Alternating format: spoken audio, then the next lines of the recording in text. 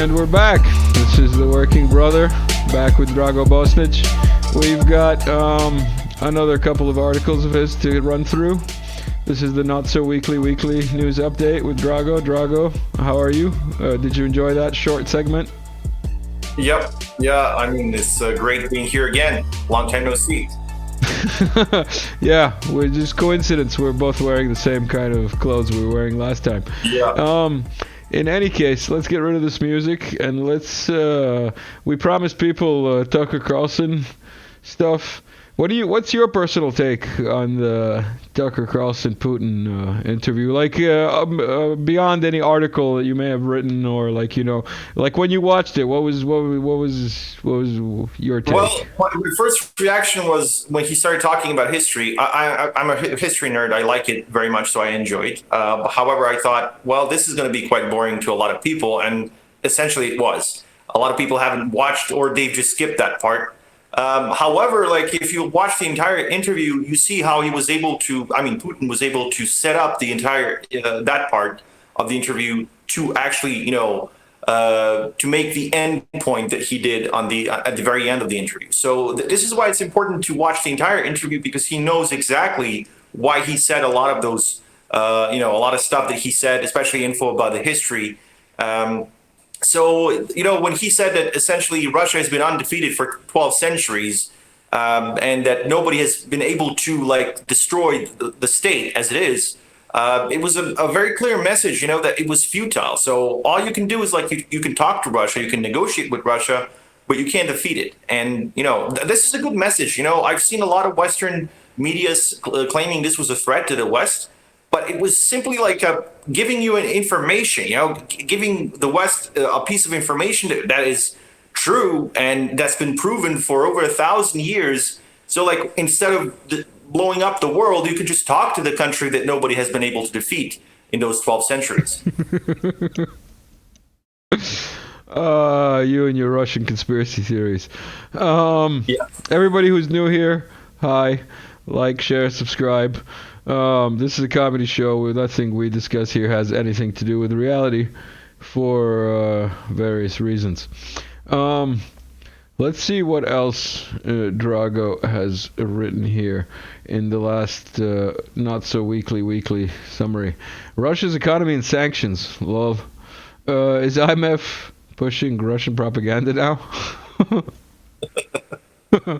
Yeah. It's like I had this queued, but I didn't. Tell us about the IMF's Russian propaganda. Why don't you, Drago? Well, the IMF upgraded Russia's GDP growth from 1.3 and it depends, 1.3 to 1.5 to 2.6 percent of GDP growth per year. So it was interesting because they said in 2022 that the Russian economy is going to collapse, right?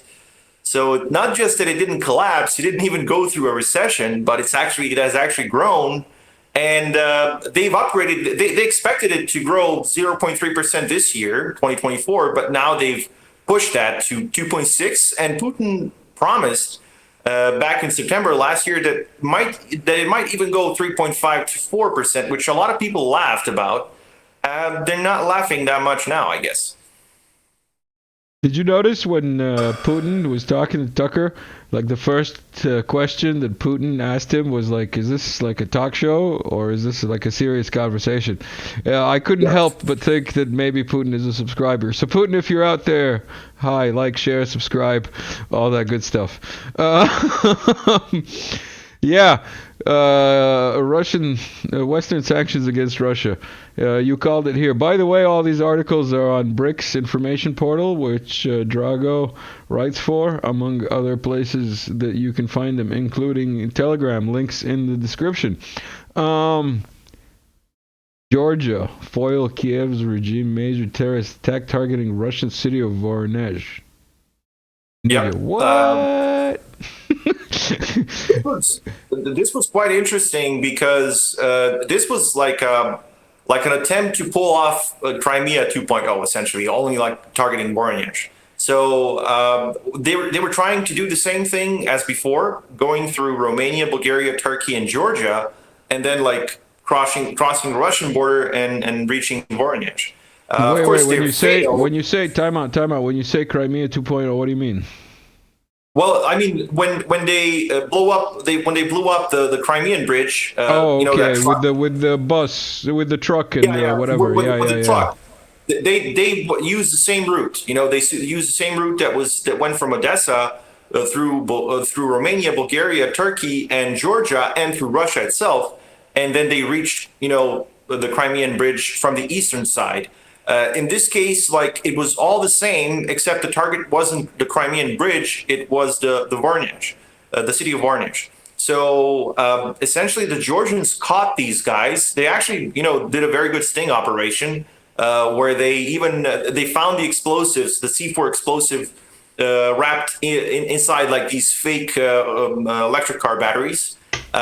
So what they did is they replaced the explosives with real batteries and then followed the minivan to arrest the entire group, which was very good because it prevented any sort of like a terrorist attack or whatever you want to call it, democratic attack, I guess, because Ukraine is a democracy. Um, in Within the city limits of Voronezh, and Voronezh is very important. I actually did some research on it because I wasn't sure like why they would want to attack Voronezh, but it turns out there are a lot of these like industrial companies in the city which are working for the Russian military and producing like electronic warfare systems, which are very important for Russia's defenses against mass drone attacks from Ukraine. And Ukraine right now is planning some sort of a big attack, with thousands of drones, attacking cities across Russia. So I guess this was part of that plan to make sure Russia's defenses against drones are weaker. Oh, that's where Voronezh is. I Yep. thought it was further down south here. Well, now we know where Voronezh is. The more you know. Um, Zelensky out of control. I heard a theory that Zelensky and what's his face, the new guy, the new defense minister, Sierski. Siersky, yeah, are Russia's top agents, basically. Um, Well, Sierski is an ethnic Russian, so I mean, and like all the actions he like all these like military operations that he was conducting ended up with a lot of casualties for the Ukrainian military, which means I mean Sierski is a very like a strange guy because as I said he literally has nothing to do with Ukraine other than his Soviet military unit being stationed in Ukraine when the USSR collapsed. So like that's his only connection to Ukraine. As I said, he's not even a Ukrainian. He's like 100% ethnic Russian. As far as I know, he didn't even have any family in Ukraine prior to moving there in the late 80s. And like one of the things that Putin mentioned in the Tucker Carlson interview was that this conflict is essentially like a Russian civil war. And we can see, like proof of that in the situation where we have Sierski leading being the chief of the general staff for the Ukrainian military because he's an ethnic Russian and he's fighting against his own country. I mean, his father is a retired Russian military officer. His brother lives in the Vladimir region of Russia. So, if that doesn't, sound like a civil war, I don't know what does. um, I don't know what to tell you, man. There's so many things to talk about with regards to that Putin interview. Um, I have a clip here of Tucker Carlson. Let's play that as a prelude to see if we can get that so both of us can watch it. Позволю себе, просто вот 30 секунд или 1 минуту, This is a summary for all those who didn't watch it. It's a minute. Oh, this is gonna get me a copyright strike for sure. But yeah, you get the idea. He goes through Russian history, a lot of it. Yeah. But that's actually not the clip that I wanted to play. Did I have it lined up as the next clip? No, that's the only one I have here. Oh well, so much for that. Let's switch to another article of yours. Is Zelensky out of control? We just did that. CIA openly declared spy war on Russia, not going so well. Again, Yep. with the Putin interview and that spy that was accused of espionage. What do you have to say to Putin's answer that he was technically, legally espionaging? He actually mentioned how they could get that Gershkovich guy out. Because Putin mentioned one of the guys, I forgot his name, Vadim something, I forgot his last name. He actually assassinated one of the Chechen terrorists who was, like fighting the Russians in the 1990s and early 2000s. He offed the guy in Berlin, I guess, and he was sentenced to, I don't know, 20 years in prison or something like that. And Putin mentioned this, actually mentioned this in the interview with Tucker, and a lot of people forgot about it because like he only mentioned it for a few seconds, and then by the end of the interview, Tucker was talking about Gershkovich, and then Putin said, "Well, we can't just release the guy, because we did a lot of these, goodwill moves that were seen as weakness in the West. So we're not going to do that anymore. He essentially said, we can replace the guy, we can exchange the guy for someone, of our own guys in the West." So he didn't really say it, but he implied that he can, exchange Gershkovich for that guy who off the Chechen terrorist. So I guess this was a message, to whomever in the West that they can get Gershkovich out of Russia. Just, give us one of our guys. Is that part of this article that it's not going really well? This declared spy war? Yeah, I didn't mention that this in that article because this was different. This was based essentially on new CIA recruitment videos that are focusing on the Russians, and one of their major tropes is Russian patriotism. Like this is like the third or fourth time that they're trying to recruit the Russians by playing into their patriotism and love for Russia, which is like rather bizarre, I would say. I suggest people to read, and there are also links in the article to that video where you can at least laugh, if nothing else. Because like, how do you play into patriotism in order to get people to betray their own country? Like, something doesn't add up in that equation. Do you remember which the link is? Or we'll just leave it to people to find. I can't remember exactly. I think I mentioned it in one of the sentences. I can't really see it from where I am now. Forget about it. We'll leave it for the viewers to find. Let's get to this article that you wrote. This is February 8th, so it's like 5 days old already. It is the 13th as we record this interview, and the other one before this, and the one after this maybe. But the point is, Political West wants to sanction Tucker over Putin interview. Yeah, this was before the interview was even released. Like a day before Tucker released the interview, there were threats from the European Union that they would sanction him if he does that. So there you go. Journalism and freedom and democracy works, I guess. That's it. That's all you got. I thought you were going to break down some more from the Western media. I heard Hillary had something to say. That because there's one part where there's one more article where I mentioned the meltdown of the Western media after the interview. I don't have that Tucker clip saved here. Hold on. We're going to have a commercial break, but this is not your ordinary commercial break. This is Chinese tourism in Russia nowadays. I came across this on Telegram. This is hilarious. Everybody, Chinese tourism in Russia. What can I say? It just gets better and better.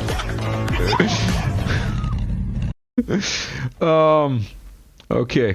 Now that that's out of the way, just to make sure that everybody understands, this is not a serious geopolitical show. Nothing we do here has anything to do with reality. We covered the Tucker Putin thing. Oh, Greece. Oh, Greece. It denies reports about air defense system transfer to Kiev regime. Drago, Yep. do you want to clue us in? Yeah, well, essentially, they've just denied that they're going to send their own S-300 PMU-1 systems that were made in the late 80s, early 90s, because essentially Greece doesn't want to, undermine its own defenses in the Aegean when the Turks are, bringing freedom and democracy to the region, their own version, at least. So it's idiotic, for the Greek government to undermine its own people and state and nation, by helping a nation that hasn't really done anything for Greece, and has actually, bombed and killed its own Greek people who are living in the Donbass and Mariupol and all these other areas. I mean, Greeks who live in Crimea and southern Russia, enjoy all the rights that minorities should have. So a lot of them are even fighting in the Russian army because they've been subjected to brutal treatment by the Kiev regime.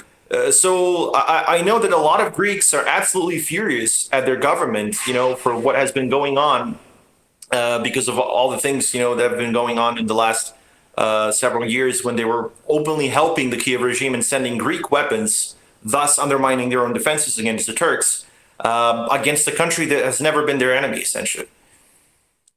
Yeah. When you talk about Greeks in this context, you're talking about the ethnic Ukrainian Greeks that populate the Yeah. Donbass, or areas of the Donbass, yeah, from Yeah, ancient times. they've been there like for thousands of years, essentially. Like they have been there since, I don't know, the fifth century BC or even longer. So like the Russian state has been actually respecting their rights for centuries, and a lot of like the Greeks who were being essentially killed and exterminated in Anatolia, where they are essentially native, have actually fled to southern Russia, to Crimea, to let's say the Novorossiysk area, and also like what was southern Ukraine up until 2 years ago. So they've been given refuge there. So it's completely mindless to go against the country that saved these people from essential extermination by the Turks. Um, yeah.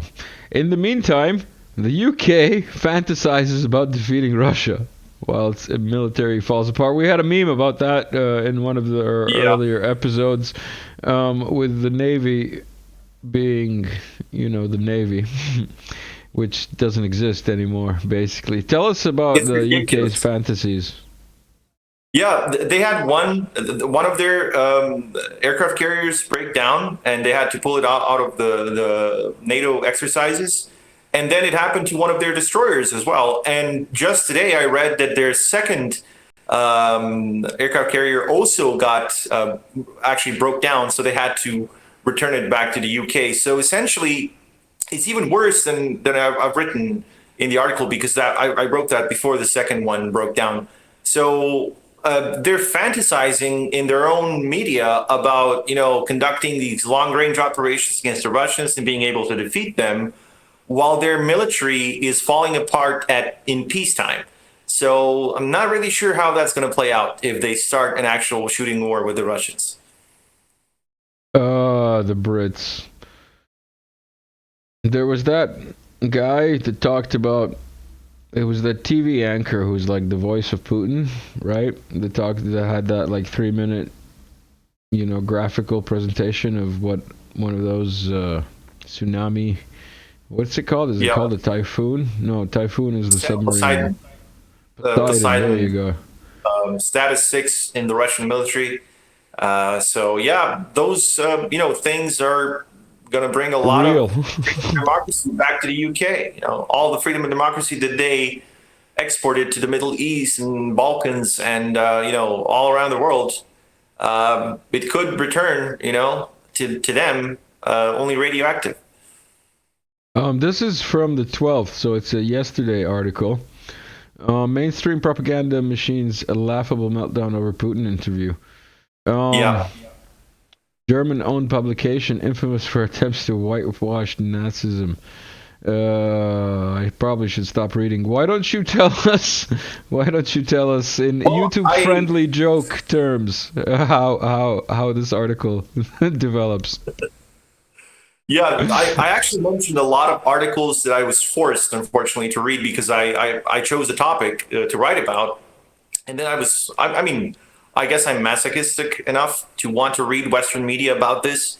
And what I was able to conclude from all of this, like these were mostly major media outlets like the Politico and I don't know, the CNN and all these other Western mainstream propaganda machine outlets. What I was able to conclude is that they either didn't really watch the interview or they were so bored that they didn't listen to half of it at least. And they made some points which are absolutely mindless. Like one of the guys who writes for the Politico, I think Guryashko is his last name. He claimed that Putin lied about the March 2022 treaty being torpedoed by Johnson because Johnson debunked it at the Daily Mail before Tucker Carlson released the interview, and it was like ridiculous. Imagine like if somebody was to accuse you of being a thief, and before he says that, you say I didn't do it. Like who's gonna believe you? And, no. Yeah, true. Like I didn't do it. But I didn't even ask you a question. But I didn't do it.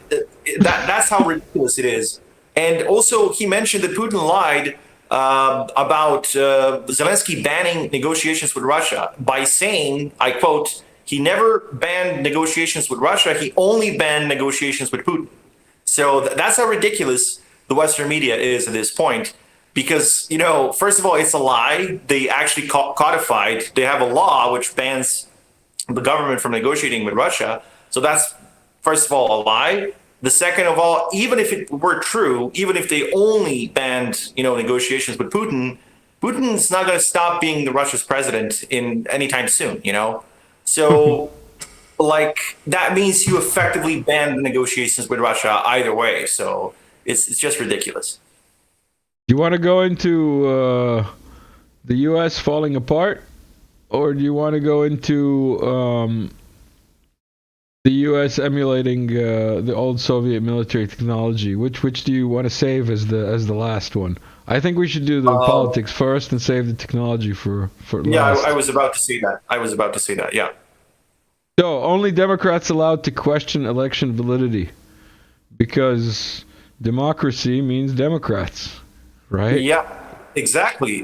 Like the democracy means the rule of the Democrats. And this is essentially what it boils down to. And I actually mentioned all the times in the article, I mentioned all the times when the DNC was able to or allowed to question or ridicule the election results. At the same time, they were all up in arms when the Republicans were doing that. I'm not saying, that Republicans are perfect and, they've never done anything bad. I mean, it's the American political establishment. You will not find a lot of good people there. So either way, but there are people who are worse, And the DNC is almost like in every category, it's way worse than the Republicans. So, the hypocrisy, their hypocrisy is unmatched I don't think by anything in the world, like any other political organization. They're simply like babies in comparison to the DNC.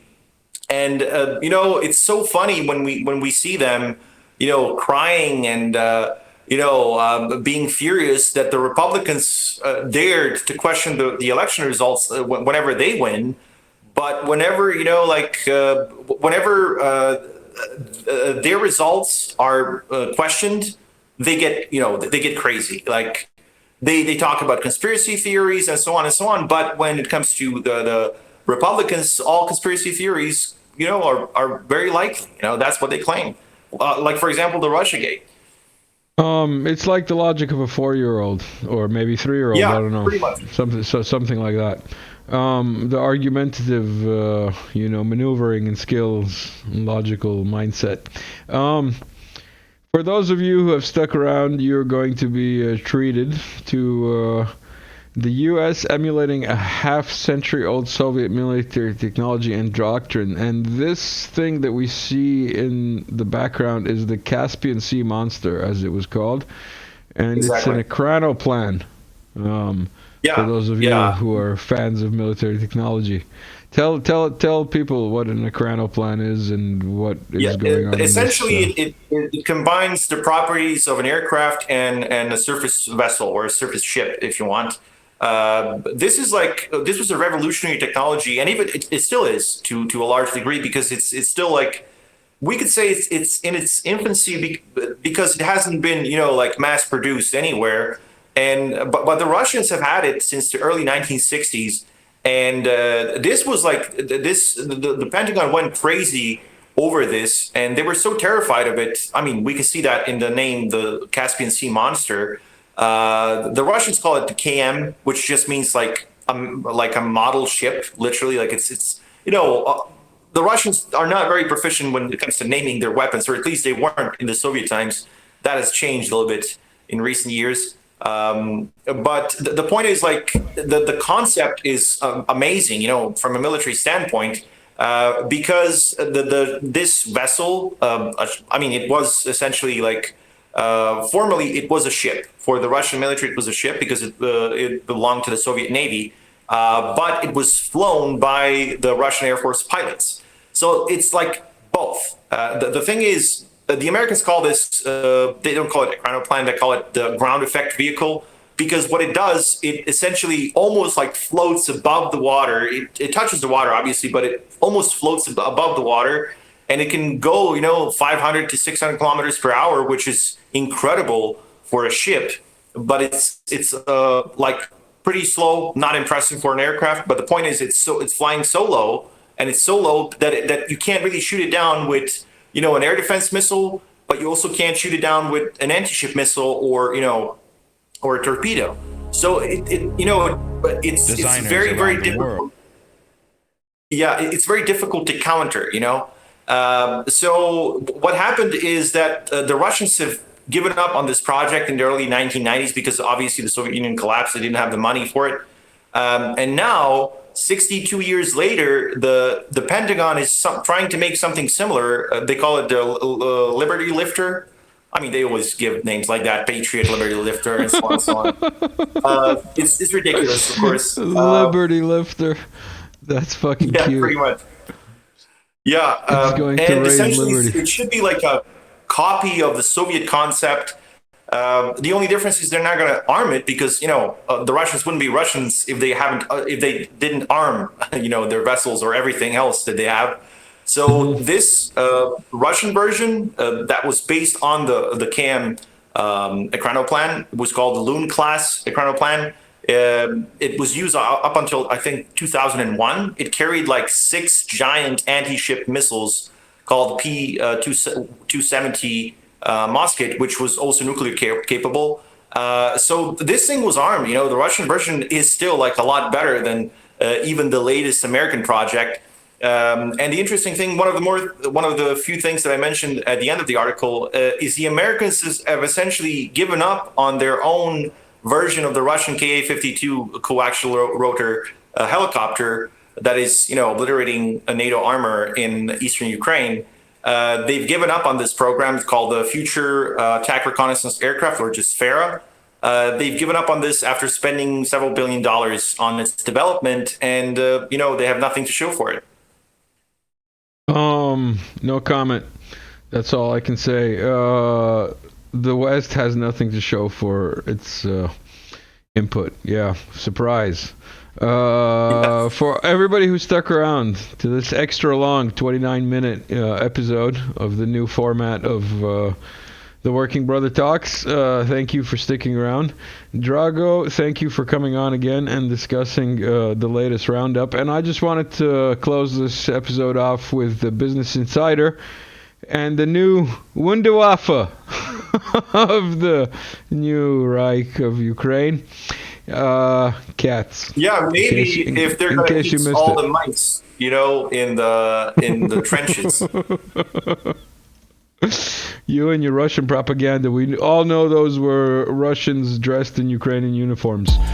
Everyone, thank you for sticking around. Like, share, subscribe, all that good stuff. Drago, thanks again. See you soon. Peace out. Enjoy.